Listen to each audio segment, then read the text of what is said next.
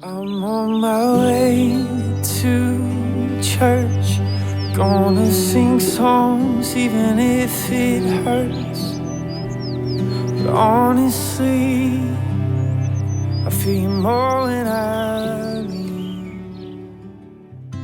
안녕하세요. 챌린저치의 지광진입니다. 오늘 여러분과 함께 시편 23편 3절 말씀으로 함께 이야기 나누려고 합니다. 내 영혼을 소생시키시고 자기 이름을 위하여 의의 길로 인도하시는 도다. 우리는 세상을 살면서 이런 얘기를 종종 듣곤 합니다. 하나님을 믿기만 하면 복을 받을 것이다. 하나님을 믿기만 하면 형통하게 될 것이다 라고 이야기하거나 그렇게 믿는 사람들이 많이 있습니다. 예수님을 믿으면, 하나님만 믿으면 잘 될 것과 형통하게 될 것이다, 복 받을 것이다 라고 이야기하는 것. 그런데 아쉽게도 그렇지 않습니다.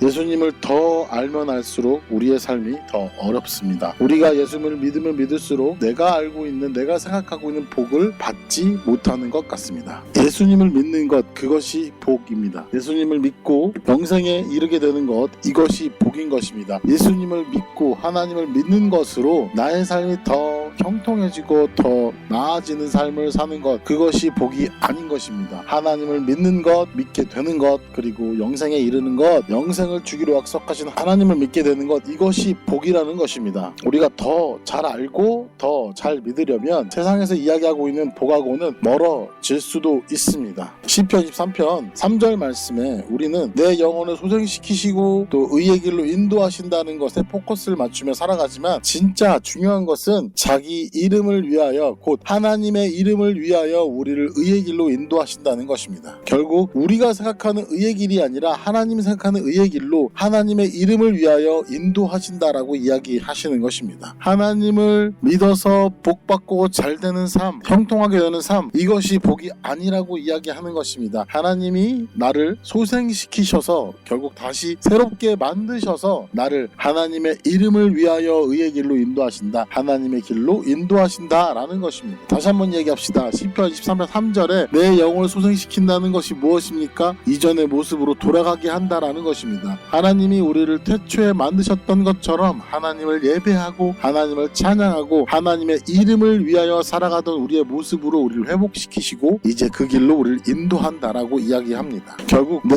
뜻을 위해서 하나님께 올려드리고 그 응답을 기다리고 그것이 이루어졌을 때 우리가 복 받았다라고 이야기하는 것이 맞지 않다라는 것이죠. 이것은 하나님이 정확하게 이야기하고 계십니다. 여호와는 나의 목자시니 내가 부족함이 없으리로다. 내가 부족함이 없는 이유는 나를 소생시키시고 원래 모습으로 나를 돌리시고 하나님의 이름을 위하여 하나님의 길로 나아가는 삶을 살게 만드신다라는 것입니다. 내가 생각하는, 우리가 생각하는 복을 받아 잘 살게 되는 것, 그것과 하나님의 뜻이 다릅니다. 하나님을 믿는 것이 복받아 잘 사는 것이 아니라 하나님을 믿는 것만으로 내가 이미 복받았음을 알며 살아가야 합니다.